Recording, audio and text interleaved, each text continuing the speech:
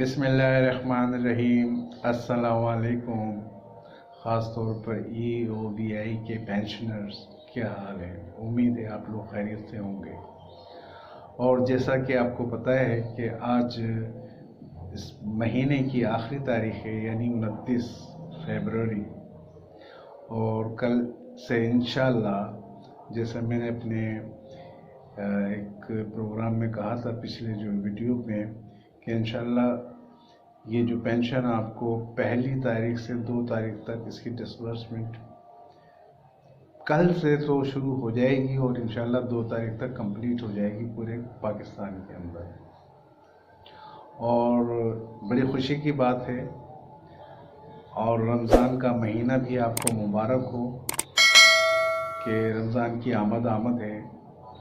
तो तमाम जितने भी ओल्ड एज बेनिफिट के जो पेंशन ले रहे हैं उनको मुबारकबाद। हालांकि देखा जाए तो ये जो पेंशन है ये बहुत कलील है, बहुत कलील है। इस महंगाई के दौर के अंदर कुछ भी नहीं होता, लेकिन कहते हैं ना कि ना होने से होना बेहतर है, कुछ ना कुछ तो है। लेकिन हमारी तो ख्वाहिश ये है कि जो मिनिमम वेज चल रहा है आज के दौर के अंदर, वो 33,000 रुपये पर मंथ है। एम्प्लॉइज़ की जो मिनिमम वेज है, हम चाहते हैं कि कम से कम 50% ही पेंशन हर माह की अदायगी कर दी जाए तो बड़ी बात है। इंशाल्लाह अभी देखते हैं कि नई गवर्नमेंट फॉर्म होने वाली है, तो इसी हफ्ते के अंदर इंशाल्लाह अब देखते हैं कि वो बजट में अपना जो आने वाला बजट है 2024 का और 2025 का, उसमें EOBI के लिए क्या कुछ रखते हैं। अच्छी उम्मीद हमारे है कि अच्छी उम्मीद लगाई जाए और कम से कम इसमें अच्छा इजाफा किया जाए जो EOBI की पेंशनर जो पेंशन ले रहे हैं। हालिया जो इजाफा हुआ था पिछले साल, वो 8,500 से और 10,000 तक पहुंच चुकी है। तो उसमें 1,500 का इजाफा हुआ था, वो इजाफा भी 3 साल के बाद हुआ था। तो वो बड़ी मुश्किल से वो 4-5 डिजिट में पहुंची है, यानी 10,000, 8,500 से 10,000 हो चुकी है। और बाज़ लोगों को उनके बकाया जात उनके नहीं थे, मिले थे, तो शायद अभी इस महीने में बकाया जात उनके मिल जाए। और वैसे 10,000 रुपये तकरीबन जितने भी पेंशनर हैं हमारे मुल्क के, उनको तकरीबन मिल चुके हैं। और जिनके कमोबेश नहीं मिले तो उनको अदायगी कर रहे हैं या करेंगे।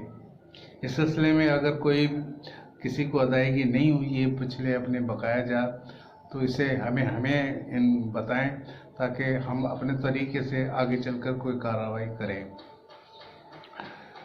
कहने का मतलब ये है कि पेंशनर आप हमारे लिए वैल्यूएबल हैं, तो इस मुल्क का असासा हैं।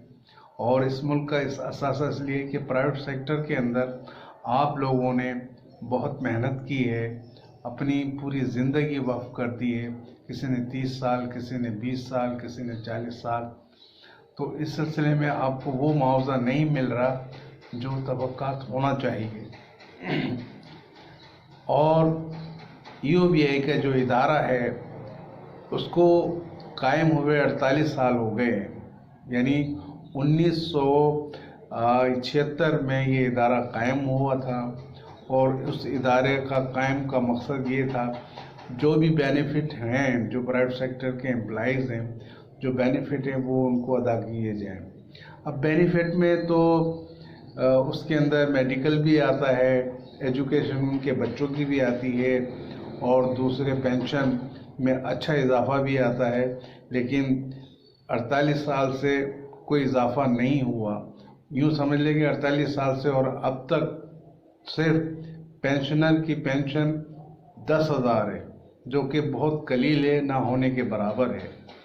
और यूँ तो EOBI का जो इदारा है, इसके अंदर चढ़ाव उतार आते रहे हैं। कुछ इदारे के लोग करप्ट थे और कुछ सियासी बेस के ऊपर इतने भर चुके हैं कि वहाँ आप ऑफिस में जाएं तो वहाँ पर जगह नहीं होती, जितना उन लोगों ने स्टाफ बिठाया हुआ है। यानी हमारे रिकॉर्ड के लिए उन लोगों ने मुल्क भर में इतना स्टाफ बिठाया हुआ है यूबीआई के डिपार्टमेंट में, तो वो डिपार्टमेंट कहाँ से अखराजात करते हैं? वो हमारे से जो हम पैसा उनको अदा करते हैं।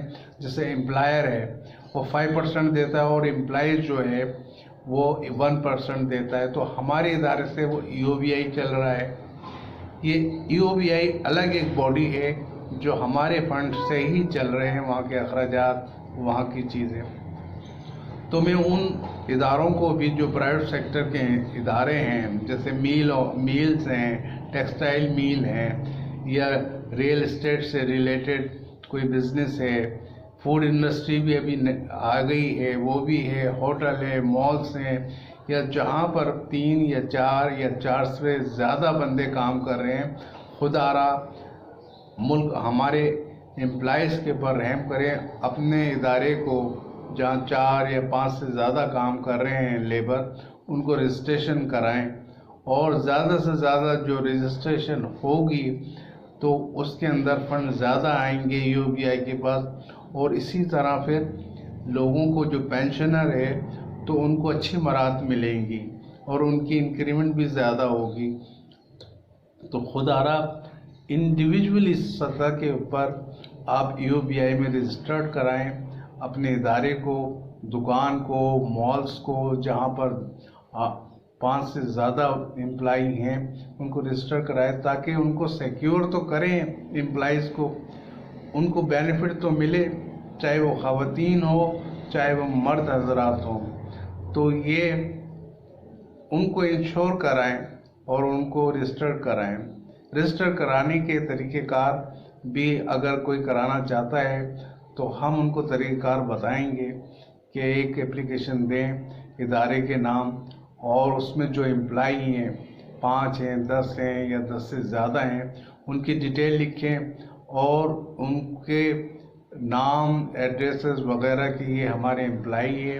अपने लेटर हेड के अंदर वो रजिस्ट्रेशन की दरख्वास्त लिखें, वो इंशाल्लाह और जमा करा दें। मुताल्लिका जिस शहर में आप रहते हैं तो इंशाल्लाह वो आपको रिस्पॉन्स देंगे और रजिस्टर्ड भी करेंगे।